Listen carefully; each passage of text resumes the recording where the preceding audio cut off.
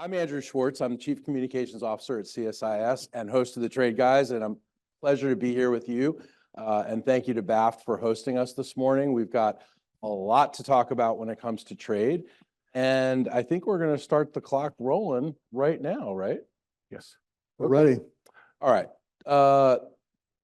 We've been doing this podcast at CSIS for a number of years. In fact, we started it during the 2016 election cycle because trade, as all of you know, went from being something talked about in back rooms in Washington and quietly by lawyers and trade experts all over town to something that people were talking about on the campaign trail, because there's a guy named Tariff Man who happens to be the president of the United States now, and he was elected in 2016 as well, as we know, who really turned trade into some trade and tariffs and all the things that go with it into a pretty big deal and part of the national conversation. So we thought the best way for us to be part of the national conversation would be to talk about trade in ways that everybody can understand. And little did I know that I had two superstars in the making who are now, household names around trade circles in Washington. And it's been a pleasure doing this podcast over the years with the guys. But we're going to get to your questions, so please, do the app thing and put your questions in. We want to answer them. But before that, we're going to kick off into our podcast like we always do. And, I'm just going to open it up with a big question. What the heck is going on, trade guys, in Washington and around the world with trade? That was not exactly the words you used when we were getting ready for this, but No, I wrote the acronym WTF. but this is a PG pod. This is a family show. Well, so we're going to try to keep it that way. Well, first of all, thank you for the invitation. It's been great getting to know people. I'm delighted to be here. I know Bill and Andrew are as well.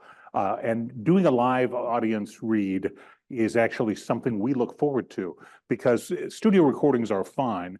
And Bill and I usually find enough things to argue about that it feels like a family conversation. And if not, we just talk about football. Yeah. They talk about football. I roll my eyes. In any case, we do enjoy interacting with people, and we hope you're our listeners. If not, just like and subscribe. You don't have to listen, but thanks so much for the opportunity to be here. What is going on? Well, a lot of things aren't new. The president's opinions about international trade is one of the things that's not new, and whether America is getting ripped off.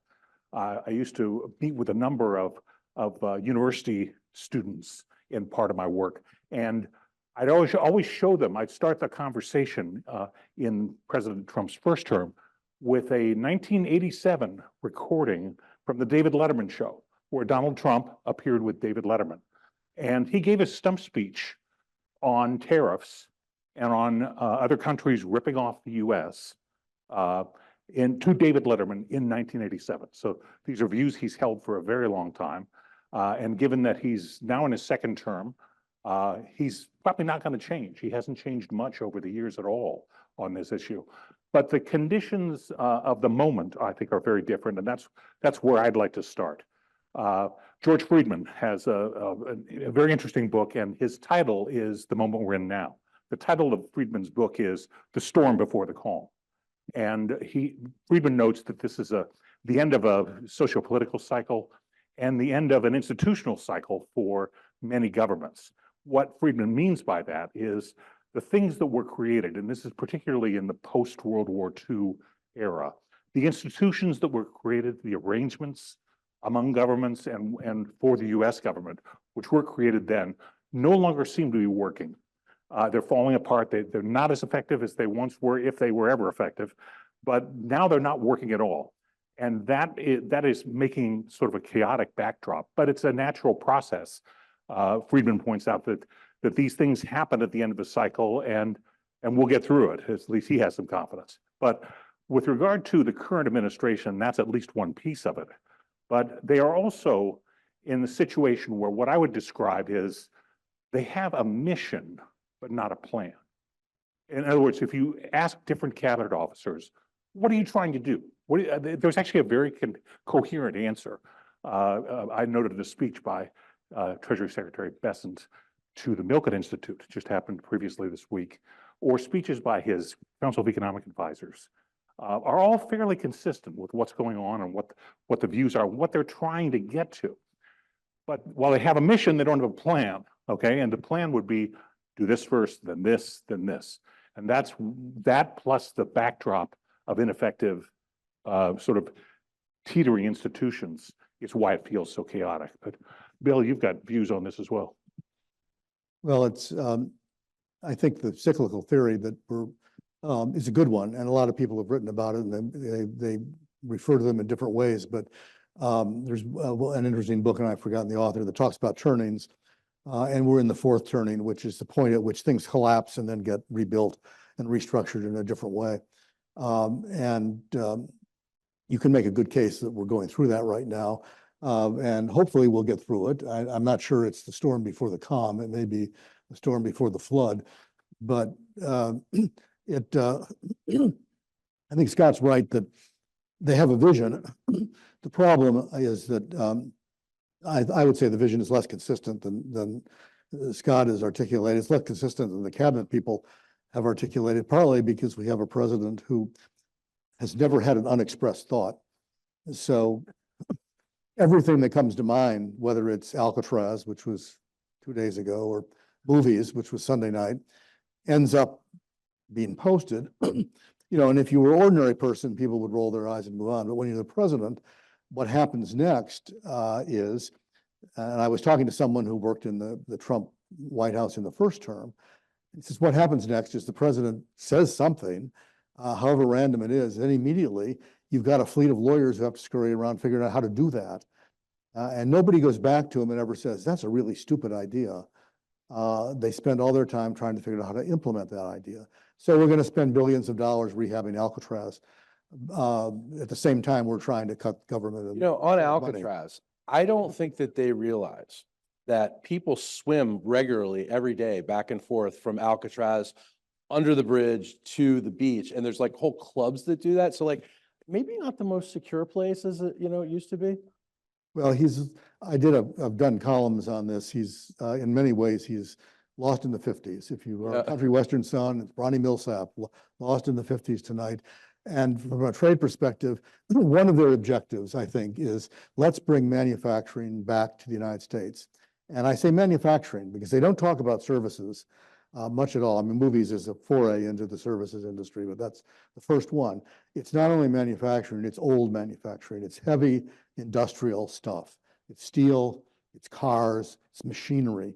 We want to get that stuff back here. We want to make it all here. That's not feasible, I don't think, and most economists would say that, but that seems to be an objective. And in a way, that was Biden's objective as well. The difference is that Biden was a carrot guy. Let's give companies rewards if they do that. So if you look at the CHIPS Act, if you look at the Inflation Reduction Act, these are incentives for companies to do exactly what Trump wants them to do. Trump is a stick guy.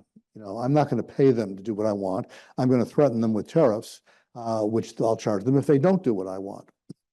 And so I think it's not a coherent plan in the sense that they throw out all these tariffs, and now we're engaged in a whole bunch of negotiations, which I think we'll talk about later. There are some important carrots here as well.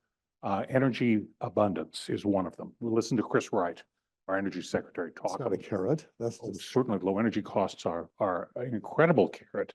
Here we go. That's where the AI investment is coming from. AI is basically driven by cheap energy. It's as energy intensive as turning bauxite into aluminum. And so it's going in places where you have abundant supplies of natural gas, right? So yes, so energy is part of that, but also lower taxes, low regulation, room to innovate, public lands that are more available to utilize for all kinds of things. So there is a whole set of incentives that are along with the stakes. So they're different incentives, but then again, as Secretary Bessent says, we're trying to re-privatize the economy. So when folks in the media and out there are saying, and we hear this refrain all the time, Well, we don't understand their strategy. Do they even have a strategy? You guys are saying they actually have a strategy. Well, they have a mission. They know where they want to get. But how to get there is going to be rough. That complaint in particular comes from the foreigners who are coming in to negotiate. We're hearing it all the time. And they have two complaints, actually. One, we don't know who to talk to. And two, we don't know what the United States wants. Well, and three, if we find someone to talk to, are they really the person that's going to make the decision? And what happens when they say, yeah, this is okay? Is that really, yeah, this is Well, okay? that's why they don't know, because Trump has contradicted three of his four top trade advisors, Secretary Lutnick, Secretary Bessent, and Peter Navarro. He's publicly contradicted all of them on various points at various times. The only one he hasn't contradicted yet is Ambassador Greer, and that's because I think he hasn't talked as much, at least publicly. And that the day will come. But I think countries are learning there's really only one person that you can talk to get a reliable answer.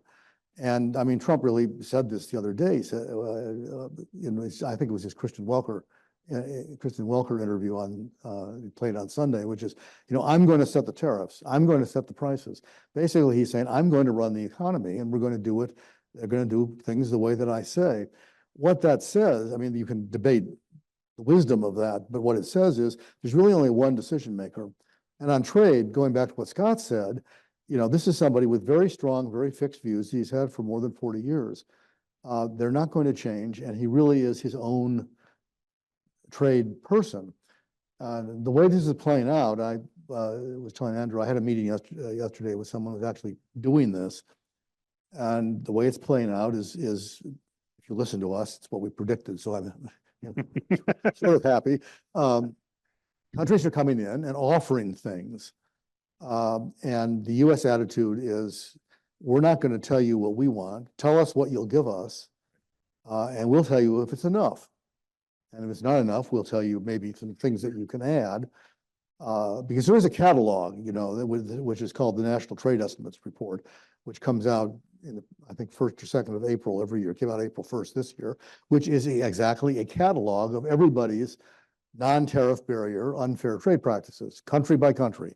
They've been doing it for years. Scott memorizes every year when it comes out, like line by line. It's not a Trump thing. This has been going on for years. Yeah. And so they've got a list, and if you don't produce enough, they'll go back to the list. But countries are coming in, though, expecting a normal negotiation. And if you have done trade negotiations or observed them, they need to be win-win. Both sides come in and they each give something to get something. For Trump, there's only win-lose negotiations. The U.S. concession in all these negotiations is only going to be one, and it is, we're not going to do what we threatened to do. So you come in and concede, we will not do what we said we're going to do, so we stay where we are, and we get all this additional market access. That's the theory. Now, countries are actually coming in wanting not to do that, and coming in with asks of their own about what they want the United States to do. The United States, believe it or not, has trade barriers of its own, and they're being rebuffed. So it's not at all clear to me how that's going to turn out, because every other day there's a prediction we're going to have massive deals announced imminently. And the stock market kind of goes up and down based on what they say in the morning on CNBC or the night before after the market closes. We did a volatility round trip from a month from Liberation Day or to a month afterwards. So the volatility is definitely there, and it's caused by that. Bill's absolutely right about one of the characteristics of the president is he's a win-lose negotiator. You think about real estate. One thing about real estate is you're either the successful bidder for Rockefeller Center or you're not. It is actually a win-lose business. Unlike many things that you deal with every day. I was in the soap business for a long time with Procter & Gamble. Not only were there win-win outcomes, but you needed to make sure your partners got enough that the deal would hold up. And so you always worked for win-win in the negotiations. But the real estate, I would acknowledge, is different. That's probably a limitation. On the other hand, he's fairly obviously looking for collateral, which every real estate developer I've ever met is looking for collateral, and that tends to be their driving ambition. Now, I would never underestimate his skills as a builder. Somehow he figured out how to get concrete delivered to Manhattan at 3 a.m. That's not easy, right? He did it when no one else could do it. But there are some characteristics he's brought from his past that affect this decision process. Just as an aside, I should say, I was working for Senator Rockefeller when the Rockefeller Center was sold to the Japanese.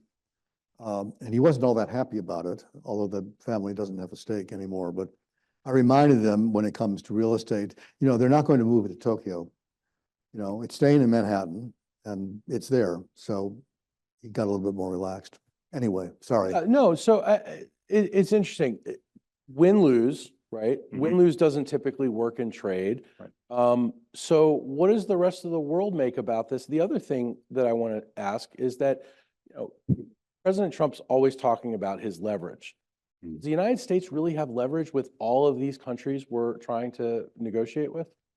That's a really good observation. His basic view is that we have more leverage than the other guys because they need us more than we need them. We have a very large, sophisticated market. He's talked about the United States as this giant luxury store that people are going to come in and sell things here and make things here. And he believes that the access to our market is so valuable that people will pay for it. And that if you look at what Ambassador Lighthizer has been saying and writing, actually, it's the same theory. And I think that he overestimates our leverage and he underestimates the leverage that other countries have. We'll see this playing out with China, where his view has been that the Chinese depend on selling massive quantities of stuff to us, and if they can't do any of that, then they'll fold and do what we want. So far, that hasn't worked. It didn't work in his first term. In fact, I would argue he got played in his first term by the Chinese because he went in with a whole long list of demands, and what did he end up with? They agreed to buy a bunch of stuff, and then didn't do it. Right. So that's another element of this. He can be played. His approach is maximum demands and then retreat, because I think we're going to see this. We saw this a little bit with Canada and Mexico in February. I think for him, being able to say that he won is more important than what he actually wins. What he wants is the Oval Office meeting where he can, with the head of government, head of state, we can say, I won, they folded, America is great again. The question of what he actually won is secondary. And if you look at his first term in China, this came up in the press conference where he announced the great agreement that he had just negotiated. I would just point out that it is true that the United States, among the G20, has the largest home market. So if you look at the portion of our GDP or portion of our economy that is trade, imports plus exports, the broadest possible measure, it's about 27% of GDP. And that's by far the lowest among the G20, mostly because of the size of the home market. That said, he overstates the power, but at least that much is true. And you're right, he is not going to be patient about normal trade negotiations. He doesn't have time. He wants to force things. He wants to make things happen. And the disruption he thinks is to his advantage. It's about, and I think what he'll discover is it's not just about size of market and quantity. It's about things that we don't have and can't do ourselves that other people do. So the Canadians have, get away from China for the moment, the Canadians have minerals that we don't have. We get a lot of oil and gas from Canada. We export, we are a net exporter of oil and gas, but we have a long-standing relationship where the Canadians ship oil down to the Midwest via pipeline. It ends up in gas stations all over the Midwest. Same with electric power in the Northeast United States. Yes, and if with tariffs on that, if they stick, prices are going to go up. That's the way the economy works. China has stuff that we don't have, and one of the problems that they're going to run into is that And he talked to, he had an fascinating conversation with a Bloomberg reporter actually during the campaign, where the reporter said, you want all these companies to move here and manufacture. And okay, let's say they do that. It's going to take them years to do that. Stellantis, which is Chrysler and Peugeot and others merger, announced last year that they were going to reopen a plant in Bellevue, Illinois. The start date for that plant is 2027. So this is a plant that's already there. It's already built. The zoning problem isn't there anymore. It's retooling 3 years just to get the thing open. If you're going to start with a greenfield plant, it's going to be longer than that. And in the meantime, the tariffs are coming in. So the reporter asked him, so all these prices are going to go up and you're going to be squeezing people who are relying on parts and components from somewhere else before they start making them here. And his reaction was, well, if the tariff is high enough, they'll move faster. Which I don't think is the way the world works. It's a basic misunderstanding how complex and specialized businesses are these days. Everybody's concerned about an agreement with Venezuela. Well, we have in refineries in the Gulf Coast of Louisiana that are designed to process Venezuelan oil, and that's about it. All right, light sweet crude is not something they can handle in their feedstock. That's just one example of specialization. But auto parts are specialized throughout. Basically, follow Interstate 75 up and including the 401 in Canada. Auto parts makers are along that stretch of road, and the national border doesn't really factor into it. Those are in their incredibly specialized facilities. So all this stuff is glossed over in an Oval Office meeting. So this is where it will really get hard with Canada and Mexico. Now, I think that a lot of the tariff talk will resolve if they can cut a deal with China. So that's the first. I think that's the action. But there's a lot underneath it that has to be resolved. So you're saying, Scott, that if we can get a negotiation with China that actually sticks, Mexico and Canada and everyone else will fall into place? I think it gets more straightforward because the asks narrow and they're able to focus then on, and they'll have pattern bargaining basically.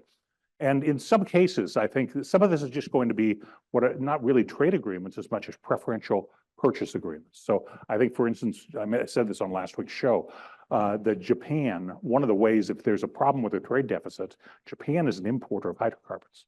And importing liquefied natural gas from the US on a preferential basis, it's already relatively competitive cost. But if they were to do that, they would quickly erase any trade deficit. So meanwhile, General Motors and Ford are not going to sell any cars in Japan anytime soon, and it has nothing to do with tariffs. So once again, in that particular example, if you're worried about the trade deficit, you do one thing. If you think tariffs are going to get you an American car industry in Tokyo, think again. All right, so we're talking about Canada. We're going to come back to China. There was a big visit by the new Prime Minister of Canada yesterday. How did you guys think it went? Well, I did a TV interview right before it, and they said, what's important? And I just thought, from the Canadian perspective, the big thing is avoid a meltdown. Don't have a Zelensky meeting. Right. Show up in a suit. And you don't want to show up in military uniform. No, I don't think if you're and don't gasp "Mon Dieu" when you see Trump and his entourage either. That's what Trudeau would have said, I think. Yeah, maybe not this guy. No meltdown. Carney, I think, was skillful in that regard.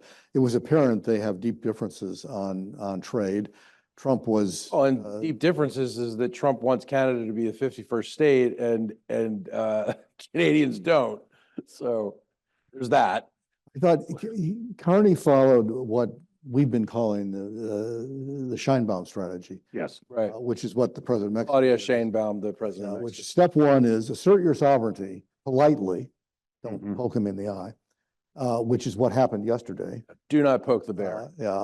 Step two is find some small concessions to make, which remains to be seen.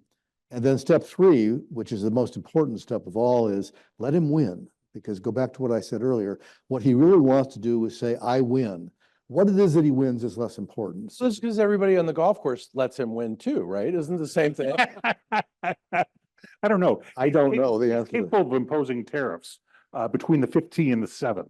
So based on the Columbia experience, but look, Bill's right about the U.S. and their two big trading partners to the north and south. For the first 100 days, Mexico managed the relationship with President Trump in a much more sophisticated way and a much more constructive way than Canada did. And I think it had to do with the end of Trudeau as an elected official and the election dynamics. Now it turned out the election, I guess we went from a minority liberal government that will vote with the communists to a minority liberal government that will vote with the communists. I'm characterizing the NDP as that's in Trump's eyes. actually are. Yes. So right. They're not communists. You haven't lived with the NDP, but in any case, My mother was Canadian, so she didn't live with the she NDP. wasn't a communist. Every time we talk about Canada, this is what happens. I moved to Canada when Bob Rae was the premier of Ontario, and so in any case, the election, while it didn't look like it moved much, I think Prime Minister Carney took the lesson of Mexico there, and I think he did handle the meeting very well, and was looking for no embarrassment, to be able to walk out with a way to move forward. It's not obvious what we're going to do with USMCA, previously NAFTA, and we've got some obligations of our own to live up to. Trump said yesterday we may not need it anymore, which I thought was We don't need USMCA. right. He said Okay. it was a good transition thing and we may not need it anymore. And it's not clear what he meant by that. I think there's one area that where actually the three countries have a common concern, which could end up being a basis for actually a constructive negotiation. As you know, it has to be renegotiated anyway in 2026. And so really all that we're going through right now is moving up the timetable. But the one thing that we have in common that Trump is really concerned about, which I think is a legitimate concern, is that Mexico in particular, but also Canada, not end up being backdoors for Chinese imports into the United States. And they're concerned that what the Chinese will do, particularly if tariffs persist on direct imports from China, is they'll set up factories in nearby and import things or export things from those factories into the United States as products of Mexico or products of Canada, or for that matter, products of Guatemala. And they would like to make sure that doesn't happen. That's How would they stop that from happening? well, in the old-fashioned post-Bretton Woods world of international trade, where there were rules, the way that would happen is the three countries would agree not to let the Chinese in, and use investment restrictions like CFIUS we have here, and use the parallel. The Canadians actually have the same system with broader authority to block investments because they don't have to limit it to national security, to restrict access. The Trump approach is always though threats, but there's a lot of, I think, evidence to suggest that both the Canadian government and the Mexican government are similarly worried about Chinese entry into their economy in ways that might end up being not helpful to Mexican workers or to Canadian workers. If you look at the Belt and Road Initiative that the Chinese have pursued, it's had a mixed record. I mean, there's been some successes, but there's been a lot of cases where things have not turned out the way that they were expected. The expected number of jobs were not created. It's ended up being a platform for Chinese moving into the economy and taking over segments of the economy at the expense of the indigenous, that's the wrong word, domestic companies. It doesn't have to be that way, and it isn't always that way. So it's a mixed bag. But I think the Mexicans are wary about it. President Sheinbaum's predecessor kind of went back and forth about that. Some months he welcomed the Chinese investment, and some months he rejected it. But I think it's a basis for discussion that the three of them could have, because I think for Trump, in terms of the relationship with the country. Once you get past him saying, well, we don't want your cars, we don't want your steel, we don't want your aluminum. Once you get past that, I think what he's mostly worried about is we don't want you to be a backdoor for China. And do the threats work? I don't know. We'll see. Yeah. Look, the big issue on whether they work or not, I think will have to do with Europe and Europe's reaction. Look, Europe's agreements on tariffs will be part of the settlement in Ukraine. I mean, that's how it's going to play out, I think. Look, there was a proposal by Europe for a NATO security force in Ukraine as peacekeepers, excuse me. And that was immediately responded to by Russia, saying we consider those enemy combatants. So it was always a difficult moment, and and a good way to start World War III if that's what you were trying to do. And there was a week in Washington where you had Francis Macron and the UK's Starmer here on Monday and Wednesday. That was when Paddington Bear came. I'm sorry, President Zelensky came on Friday and got the lecture in front of the press. So the week didn't go well, but in both cases, I think what they heard is a strong no from the United States about troops, NATO troops not just NATO troops, but U.S. troops in Ukraine as a security force. So security guarantees aren't happening. And one of the things that will drive is the importance of Europe reinvesting in their own security capabilities, which the Trump administration wants them to do. And I, as an American taxpayer, think they really do need to do. It's not 1949. Europe can afford, if Europe can afford welfare states, they can afford security investments. And the United States doesn't have to do that. And that does drive our deficits and debt. So that I think will fall out of the U.S. of the U.S. role in settling Ukraine, however that looks. Let me bring it back to economics for a minute. Okay. I think the thing that Europe in particular is worried about now, and it's something that I want to get into with respect to the dollar as well and debt instruments, is diversion. If Trump maintains a position of very high tariffs on China, and even if they go down somewhat, our deficit with our trade with China has been declining anyway for numerous reasons.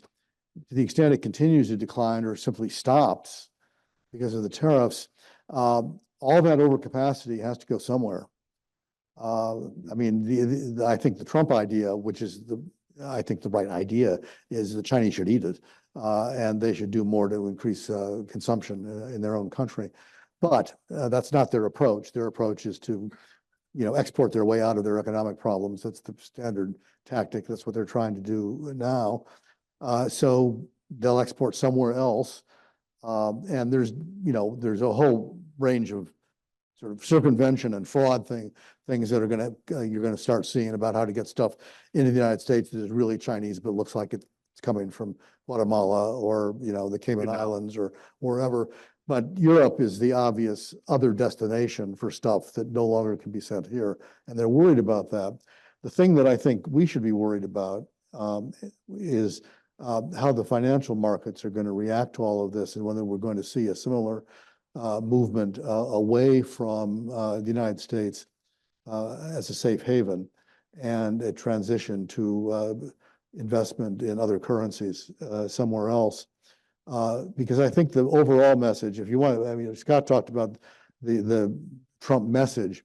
I think the overall message he's sending is the United States is no longer a reliable partner, period. Whether you're talking about economics or whether you're talking about geopolitics, we simply can't be counted on. One of the interesting questions that came up yesterday in the conversation I had with the USTR person, I shouldn't have said that, the person from the government, but we'll take that out of the recording, please. Flash. How aren't these countries coming in asking or demanding that the United States commit not to put the terrorists back on? The United States will easily commit not to put them in the first place? That's the quid pro quo. But will you also, will you Americans also commit never to put them back on again? Or, never to, so we don't have to go through this endlessly. And the answer is going to be no. We won't commit to that. So what, the United States is saying is you can't trust us, you can't count on us, and you can't even count on us to be consistent from month to month in what we're going to do. So if you're an investor, for example, what is a signal that says to you? It seems to me that you're going to look for safe havens somewhere else. This is not a dramatic development. This is sand leaking out of the bag. But I think the signals that we're sending actually are directly contradict what he wants. He wants more investment here. But the signal to investors, I think, is, you can't be confident that the economics I've created to force you here are going to last longer than 6 months. They underestimate the value of predictability and stability. I think that's, You said it much better than I they did. heavily discount it. I get to do the rant, he does the That's logic. right. No, but it's 100%, and that brings us to China. And this weekend in Switzerland, Treasury Secretary Scott Bessent is going to China to negotiate, I guess, or just talk with the Chinese. And we're hearing it's not going to be a deal, but it could be a de-escalation. What do we mean by that? Well, this is the way it starts. And this is good news. This is a good development, no question. The analogy I've used on prior podcasts is like a sumo match, and you've got these 2 400-pounder guys in the ring, stomping their feet and glaring at each other and throwing rice around and doing a belly bump. And eventually they get to grapple. And this is the first step because This is the posturing and the throwing of the rice. And well, no, we're beyond that now. They're actually going to have a meeting of somebody We're that's actually going to make contact. somebody that's important. If he's meeting with will be a belly bump, you're saying. it'll be a little bit more than that. They won't reach an agreement on anything, but they've gotten beyond the first question, which was, who goes first? Because for each side, going first is a sign of weakness. So each And they side were wants the able- other one to come to. Weren't they able to kind of fudge who blinked Yes. first with this too? That was Exactly. very interesting to me. It was, them. So they were able to come away with this in a way that both can save face. That's the way around it. And when I gave a little talk about this the other day, and I thought, there have been 2 obstacles.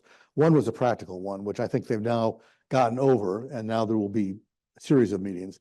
That was a political one. The practical one is the Chinese approach negotiations differently than the way Trump approaches them. Trump likes to do things top down. He wants to meet with Xi Jinping, and he wants to get the 2 of them to agree, and then subordinates will work out the details. The Chinese approach is the reverse. We want to work out all the details first. We want everything nailed down so that when the leaders meet, they can sign and have a success. But we don't want to go into that meeting without everything being prepared and agreed to, so we know what's going to happen. That's the opposite of the way Trump does it. Getting over that is going to be very difficult, I think. Yeah, you have Confucius versus Plato, basically, there in terms of the approach styles. But I think that's right. But look, I think it's good news that they're meeting, and I actually think Secretary Bessent, excuse me, and Ambassador Greer are the right people to lead the delegation. I think some of our most constructive years with China was when Hank Paulson, then Treasury Secretary, was personally involved in that. So, stay tuned for coming attractions. And there will be, I think this is the first step in what's going to be a long series. One of the interesting questions will be whether this is going to, their intent is to try to squeeze everything in between now and July 8th, which is when the postponement date runs out. That probably doesn't necessarily apply to China, but it's going to create, one of the jokes is a long line of heads of state lining up on 17th Street to get into the White House on July the 7th to, see if they can get an arrangement that will make the tariffs go away. So maybe they can also have a cryptocurrency summit while they're there. Get me started on that. All right, Trey, guys, this has been great as always. We want to thank BAFTA, but before we get out of here, we want to answer some of your questions. I'm going to start with What will happen to the American farmers? And I know Scott has a lot of opinions about this. Well, They're toast. they're the strongest lobby group in America for a reason. I mean, go up to the Capitol building, you'll find tobacco leaves are in the top of the Corinthian columns. So just visit the Agriculture Committee room on the House side. They have a patio. They have a view of the Capitol. They have real estate you wouldn't believe on Capitol Hill because of their influence. I think that the first gift to the American farmer is West Texas Intermediate at $56 or $57 a barrel, wherever it closed. Low energy costs are key to the farm economy. And so I think to the extent that the policies are able to continue energy abundance and low energy prices. I mean, if you look at it, you've got to move stuff, you've got to process it, you got to dry it. All takes hydrocarbons. Your key fertilizer is made of ethane. That's how you get ammonia, and so all of it depends on energy prices. That's the first gift. But look, it's part of the president's base, and I never worry about the Aggies. I'm honest. All right. Well, so, Well, wait a minute. Yeah, Wait. more. They're they got hosed the first time, Yeah. and he had to come up with $23 billion to bail them out, in subsidies to bail them out. They're the front line of retaliation. I mean, Yes, it's the easiest retaliation you can undertake. You just stop buying soybeans, you stop buying corn, you stop buying wheat, you stop buying beef, and the Chinese have done that effectively. And it's tragic because we are now, in our third or fourth year of trade deficit in agriculture after the previous 45 years of surplus. So we've turned a corner here in a very negative way. When the Chinese stopped buying our soybeans and went to Brazil during Trump 1.0, we've never gotten all of that market back. And we're not going to get that market back. And the farmers will tell you they are dependent upon exports for their long-term survival. And you can lower their costs all you want, but if they can't find a market, we are a slow growth economy, and relevant to farmers, our population is beginning to decline. And we just can't eat that much more. I mean, looking at us, we can eat that much more, but plus, to the extent that we have extra people, Trump is deporting them. So this is not a growing market here for agriculture. They're going to have a tough time because it's the easiest retaliation you can undertake. all right, these two questions are a bit linked. One of your questions is, are we really weeks away from empty shelves? And another question I think that goes along with this is, what will be the tipping point to get the Trump White House to back down from any of these stalemates? The bond market.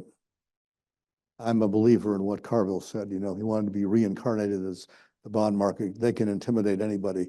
And I think that's, seriously, I think that Trump is already, I mean, the story in Trump 1.0 was he followed the stock market religiously, daily. And when it started to tank after April 2nd, he said, well, equities aren't that important. But then when he pulled back the last time, it was because of the bond market. I think that, that's what they need to worry about, because if investors start to move away from U.S. government debt instruments, everything goes up. The cost of borrowing goes up, mortgage costs go up, the economy slows down, and we start to slip into, if not recession, then stagflation, which is a term that that people that are my age remember from the Carter administration. But we haven't had that for a while, but it may be coming back. That may cause him to pull back. The other thing that may cause him to pull back is if he encounters unexpected resistance from the foreign countries that he's negotiating with. They're all rushing in to make concessions, but I've also noticed, that they have yet to announce an agreement, despite many predictions that there would be many agreements. This is turning out to be harder than they thought, particularly on the non-tariff barrier side. If you're negotiating tariffs, that's not complicated. There's a number.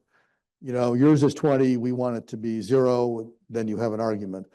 When you're talking about non-tariff barriers, it's different. You know, this is the chicken story. You know, for us, the Europeans don't take our chickens. That's a protectionist action. It's a non-tariff barrier. For the Europeans, this is a health safety measure. You know, that's the way they look at it. And going into them and saying, you need to change this, you're telling them that we need to change their health, safety, and environmental policies. We're telling them they need to change the way they've organized their society. That's a much bigger political ask, and there's a much bigger political cost for them domestically to do that than the cost of lowering a tariff. So I think these are going to end up being harder negotiations.